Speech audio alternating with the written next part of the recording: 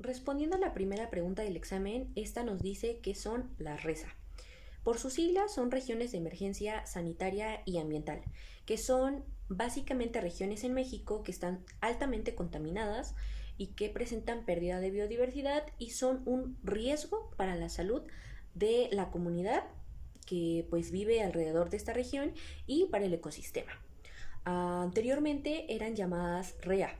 ¿Por qué? Porque eran regiones de emergencia ambiental, pero después se reconoce que no nada más representan un riesgo ambiental, sino también un riesgo sanitario, un riesgo hacia la salud de la población y por ello pasan a ser RESA. Ese es el nuevo nombre que se les adjudica y pues así es como se les conoce porque se reconoce justamente la problemática, las crisis que presentan estas regiones hacia con la población y hacia con el ecosistema. Ahora, nos dice la siguiente pregunta que describamos qué es la agenda ambiental gris y cómo se relaciona esta con el bono ambiental.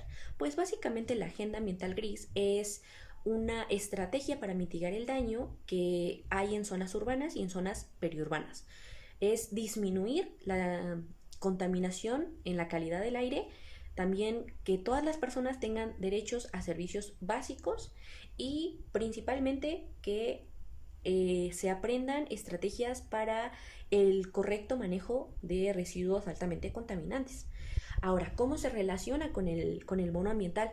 Pues básicamente el que se tenga una correcta gestión ambiental puede beneficiar a largo plazo para darnos beneficios económicos y por ello que haya un mayor desarrollo económico y un mayor crecimiento pues económico, ¿no? Que beneficie pues a toda la población. ¿Y cómo se relacionan ahora con las RESA?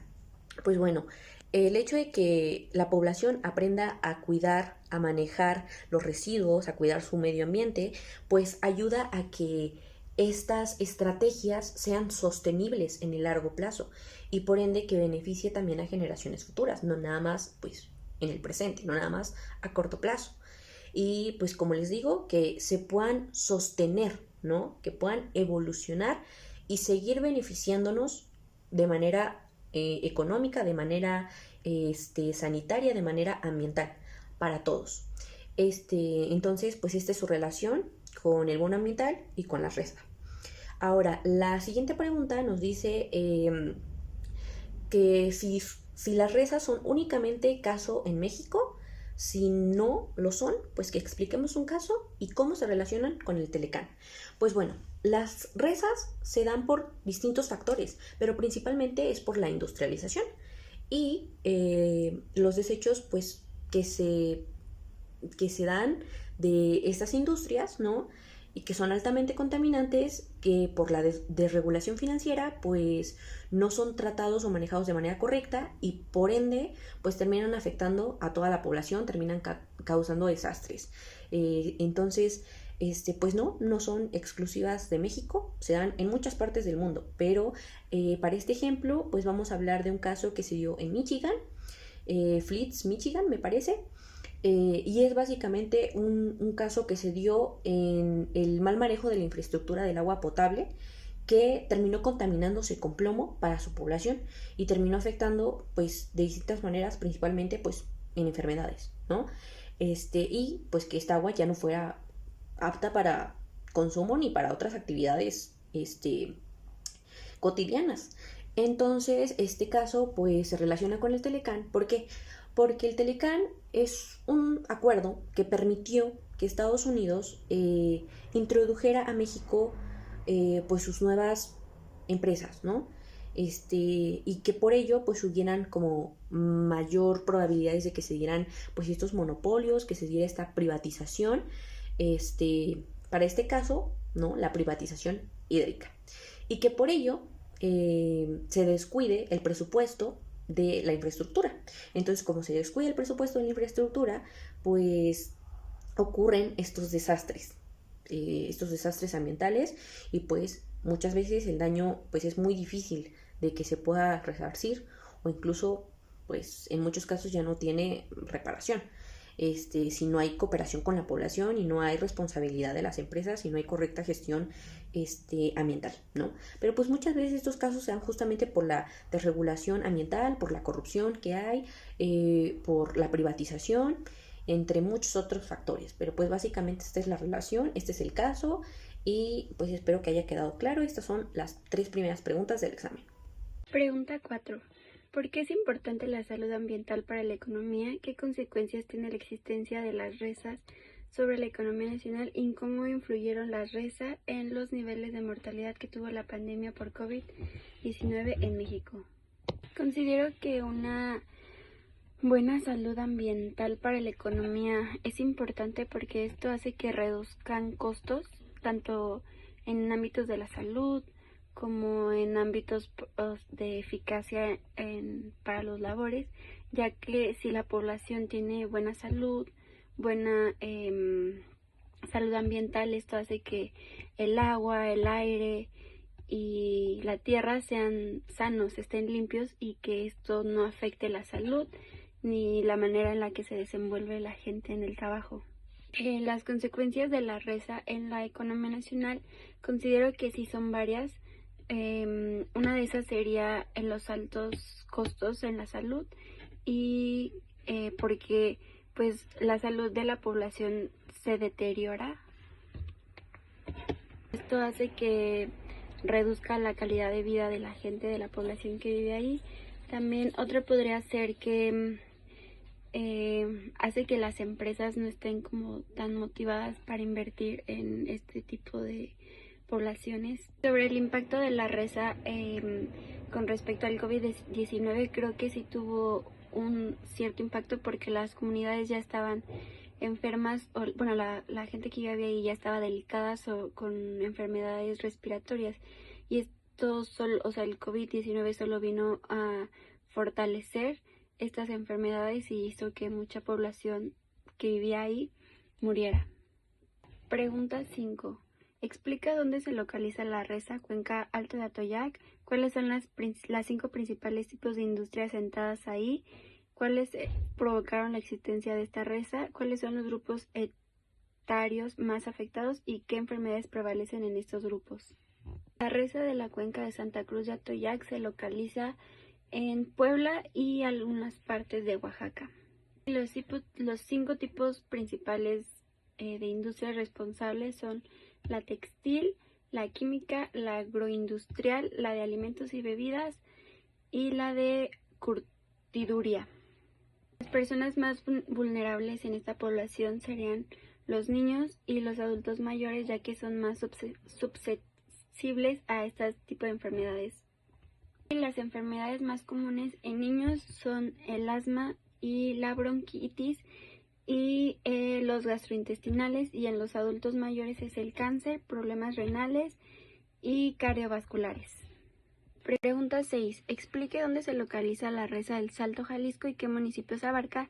¿Cuáles son los 3 principales tipos de industrias asentadas ahí, las cuales provocaron la existencia de esta RESA?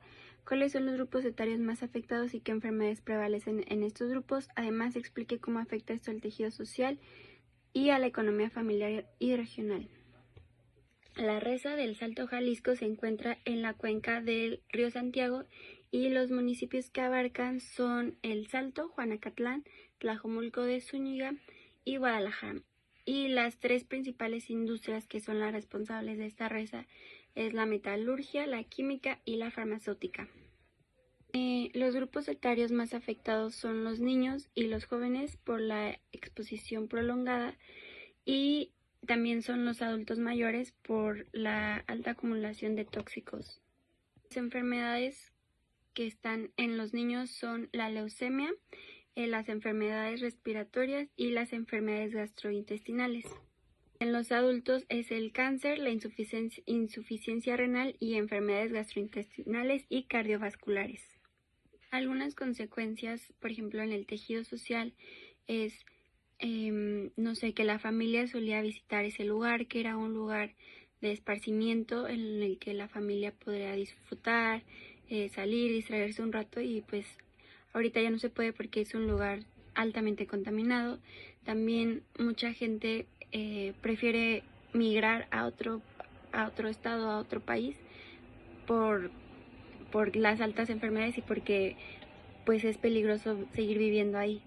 La economía familiar afecta demasiado, ya que es muy caro si un familiar se llega a enfermar cubrir los gastos de esta enfermedad, y también pues si un familiar llega a estar enfermo, pues lo imposibilita muchas veces de trabajar, y esto afecta demasiado en la economía de una familia.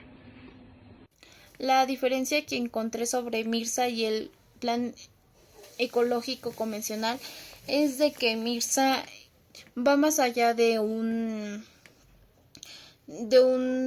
restauración ecológica, ya que busca también moderar los riesgos de la salud causados por la contaminación, mientras que los modelos convencionales únicamente se basan en la recuperación de los ecosistemas. Otra diferencia que encontré sobre MIRSA es de que va midiendo cómo va mejorando la calidad de vida de las personas, si hay una reducción de enfermedades o no, mientras que el modelo solamente se busca en una restauración de la biodiversidad y si va mejorando o no, y sobre la calidad del agua.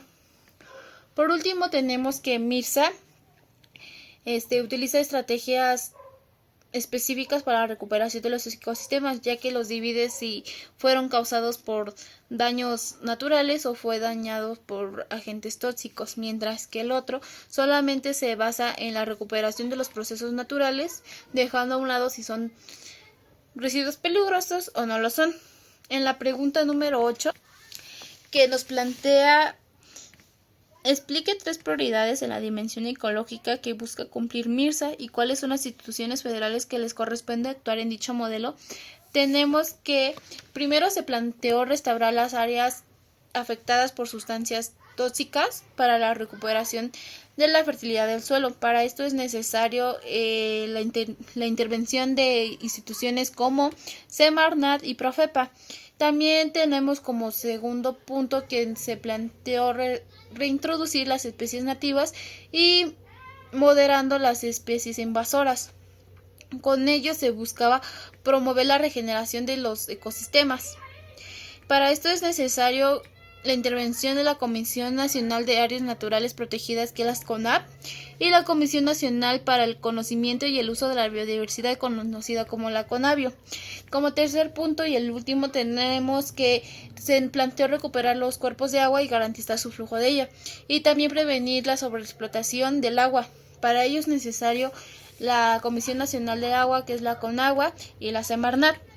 También en la pregunta número 9 que nos plantea que, de acuerdo con MIRSA, explique 4 aspectos que se requieren implementar para lograr una recuperación real y duradera de los ecosistemas y de la salud pública en las reservas. Tenemos que, como primer punto, tenemos una restauración basada en la ciencia, en lo cual implica aplicar métodos científicos para poder restaurar los suelos y los ecosistemas afectados. También tenemos que los recursos naturales sostenibles, que se buscan establecer políticas para el manejo adecuado de los recursos naturales, como es el agua y el suelo. En tercer punto, tenemos que se necesitan hacer políticas públicas donde es necesario hacer cumplir las regulaciones que aborda el tema de la contaminación, como la degradación ambiental. También tenemos que tener una participación de la comunidad para los proyectos de la recuperación de los suelos.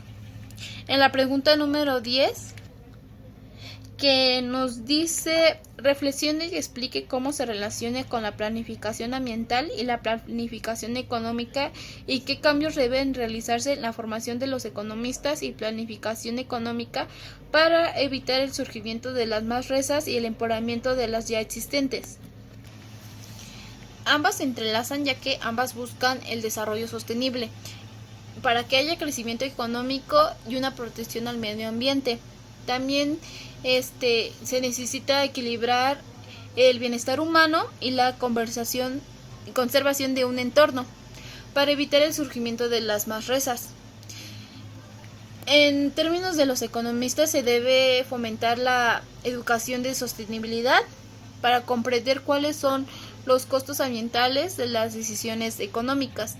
También se necesita fomentar una visión sobre el uso de recursos naturales y una distribución cuantitativa de los beneficios económicos. Además, se necesita trabajar no solamente economistas, sino que también necesitamos trabajar con expertos en ciencias ambientales y salud pública para considerar y diseñar la creación de nuevas políticas económicas. También buscamos fomentar las economías verdes, donde utilicen energías renovables y se utilice también la agricultura orgánica y el uso de reciclaje.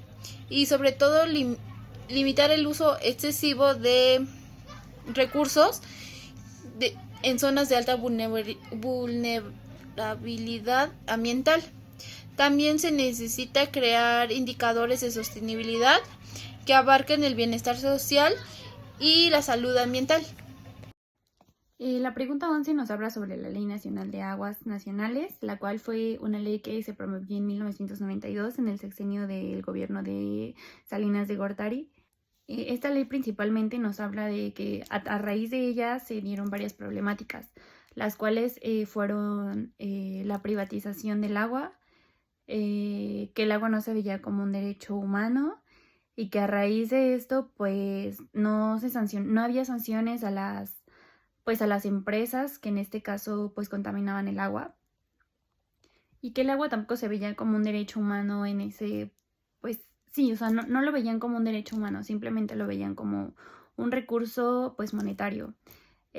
También a raíz de esto de lo que nos habla es porque es necesario hacer cambios pues en ella, y pues principalmente una para que el agua se vea como un derecho humano, porque pues es muy importante que se vea como lo que es un derecho a lo que todos tenemos que tener acceso a él, que haya una sustentabilidad hídrica, que esto pues nos indica que básicamente pues no se vea el agua como un recurso más, que haya fortalecimiento de las instituciones para que todo esto se pueda llevar de una mejor manera. De igual manera, en esta pregunta nos indica que enfoquemos o que mencionemos los 4 ejes rectores del Plan Nacional Hídrico. En esta parte lo que podemos decir es que se garantice el agua como un derecho, y que también no solo se garantice como un derecho, sino que haya un saneamiento del agua, que es muy importante.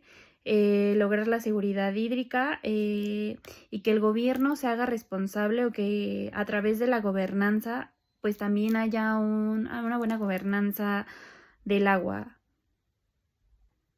Esto pues quiere decir que haya como que una mejor comunicación y no se hagan cosas que no se tendrían que hacer en caso de que existiera algún problema.